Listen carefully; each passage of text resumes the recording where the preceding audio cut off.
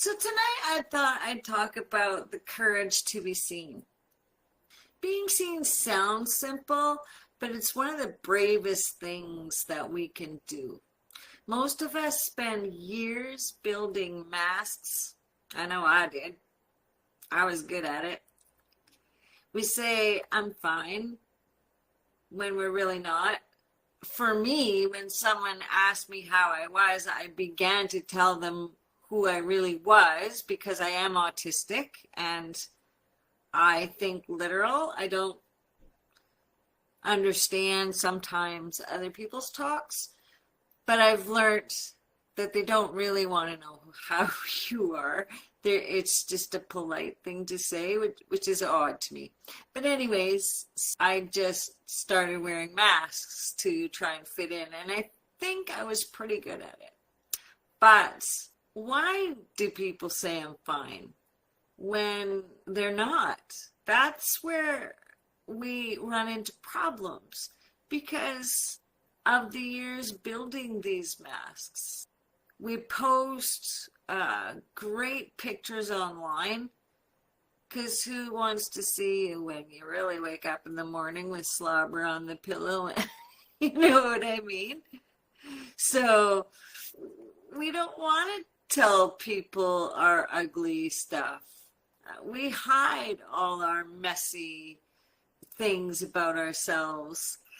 And we shrink parts of ourselves so that nobody notices our pain or our little quirks or even our dreams. Because some people think our dreams are too lofty and they crush them. But here's the thing. Every mask we wear takes energy away. And from a child, I could feel it in the room. I cannot see energy, but I can fix the room. I've always been able to do that. And I know when to walk over to a person because that person I'm drawn to because of certain energies. And eventually, when we wear these masks and we're not being authentic or true to ourselves, the spirit underneath the mask gets tired. That's why courage matters. The courage to say, here I am. I'm imperfect. I totally am. I'm honest and I'm real. And I have a lot of flaws. Some of them aren't flaws. For some they are. I mean, it all depends.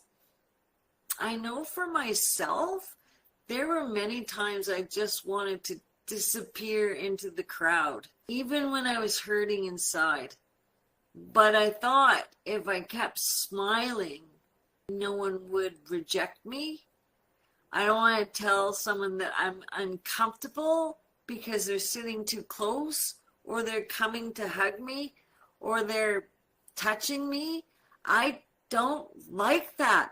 And I'm not the only one, but I can tell people that till I'm blue in the face, and for some reason, they still want to hug me.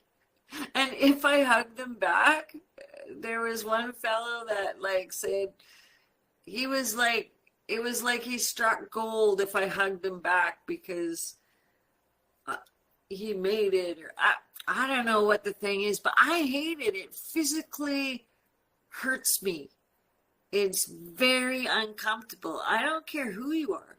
If I go to hug you and I have my arms outside of you, that's okay.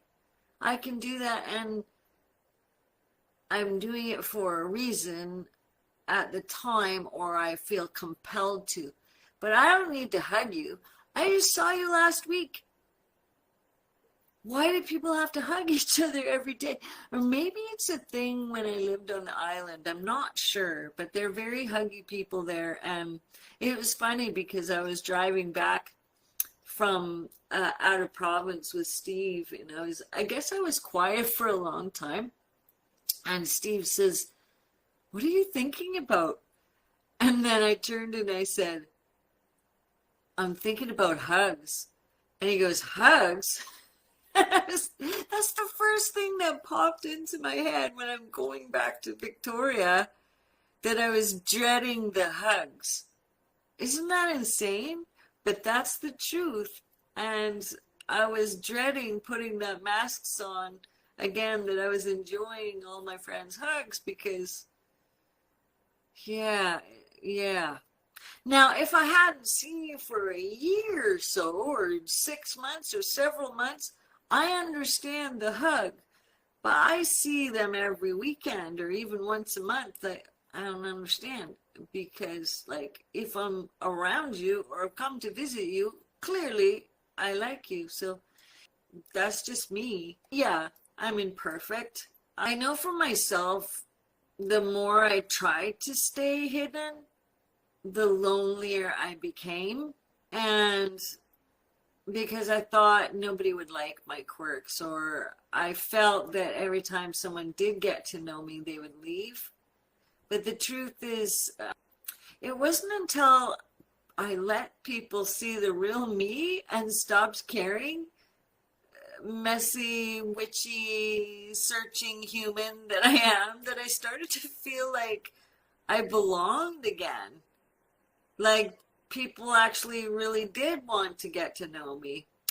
Even though my son has told me that all the time, that you're really cool, Mom. People think you're interesting. I never got that. I always thought it was people being nice. And Steve told me the same thing, like, oh wow, well my friends want to get to know you. But again, I was just thinking like, no, they just want to get to know me because who am I with you? That was my mindset still, and I was still healing. And you know what? Lifetime of healing sometime. But I'm better at just being honest. So I want you to feel like you belong.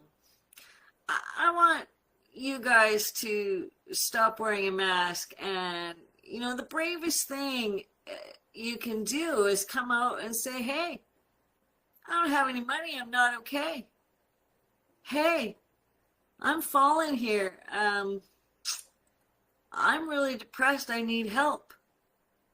Hey, I know a lot of people, but I don't really know you. I don't have any really deep connections. And you know what? That's okay. And that's why I started Listen Mission.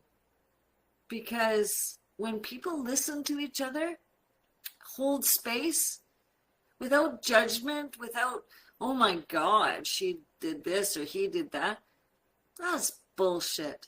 That's on them. So please drop in the comments, what's one part of yourself that you've been afraid for others to see?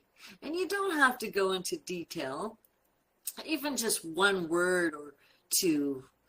And remember, I do read every single line. And here's the gift, though. When we allow ourselves to be seen, we give others permission to do the same. Our courage lights the way for someone else's courage. Even though you're doing well now, some of you, there might be someone out there waiting for your voice, for you. And suddenly, instead of hiding the masks, we're actually connecting soul to soul. That's why I created Listen Mission. It's not just about talking. Because when someone truly listens, it feels safe to take your mask off. Safe to be seen. And do you know how many people out there are sitting at home? No one calls them. So they go out on the weekends in the bars and they see people and blab away to them, but none of these people really know them, really hang around with them. You don't know who's hurting and who's not. Remember, everyone, that I have a communication cauldron coming. It's a space built for this very thing. So you might come and help somebody there, or help yourself. I'll give you my joy. It's a space built for this very thing. Gentle, real conversations that remind us that we belong. It's just little openings where you can practice being heard. So if you've been hiding behind a smile or feeling like you are too much, or maybe not enough, the cauldron opens. Come sit with us and I'll save you a seat. It's $2.50 a chat, $30 for the whole 12 sessions. But if you don't have any money, you don't have to pay. Just register. It's okay. You can pay $0 to whatever you want. I hope to see you there. Anyways, it was good talking to you all. Don't forget to comment. The more comments you make, the more others don't feel alone.